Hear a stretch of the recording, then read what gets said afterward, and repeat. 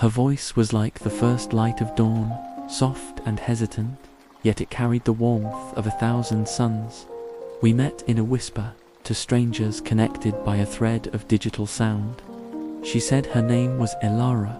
Her profile picture was a blur of wildflowers, and her bio simply read, "Listening to the world." Our conversations began as simple exchanges, questions about our day, the books we were reading. The songs stuck in our heads, but soon they deepened.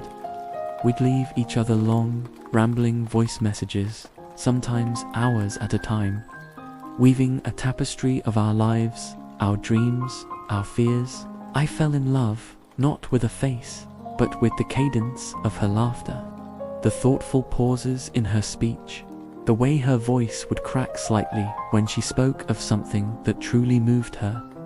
I'd describe the city's sunsets to her, the way the light painted the skyscrapers in hues of orange and violet. She'd tell me about the birds she could hear from her window, a small orchestra that played just for her each morning. She lived in a world of sound, and through her, so did I.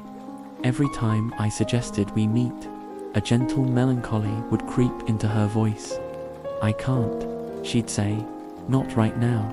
I'm in a place where I need to stay put."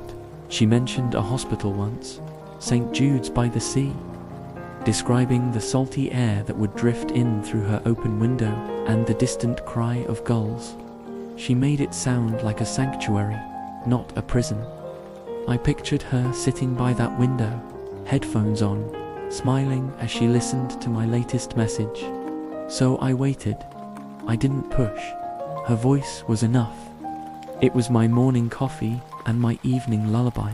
We built a universe together, a world suspended in audio waves where we were inseparable. We made plans for the day she could finally leave. We'd walk on the beach she so often described, hand in hand, letting the waves wash over our feet.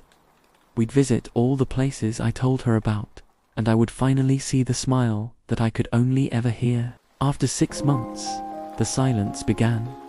Her messages, once a constant stream, dwindled to a trickle, then stopped altogether. A day turned into a week.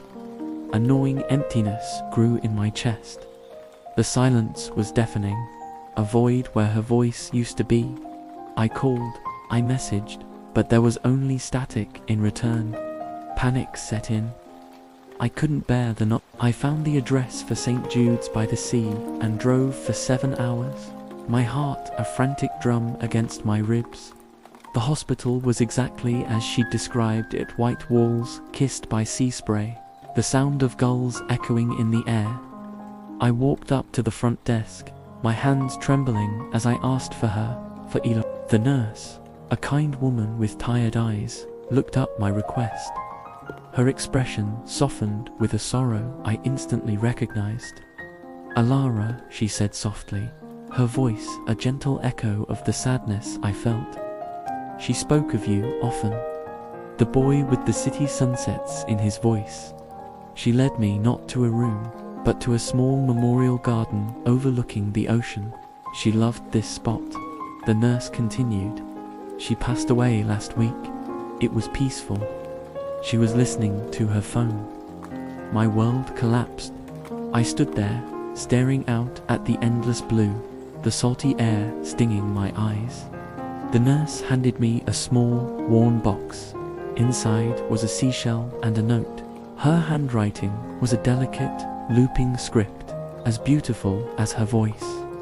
It read, "You gave me a world beyond these walls. Thank you for showing me sunsets I could never see. Don't be sad. Just listen for me in the waves." And in that moment, as a gull cried out and a wave crashed against the shore, I closed my eyes and I could almost hear her, a whisper on the wind. My Elara, thank you for watching. Please subscribe for more if you enjoy this. Like and share if this story resonated with you. See you in the next one.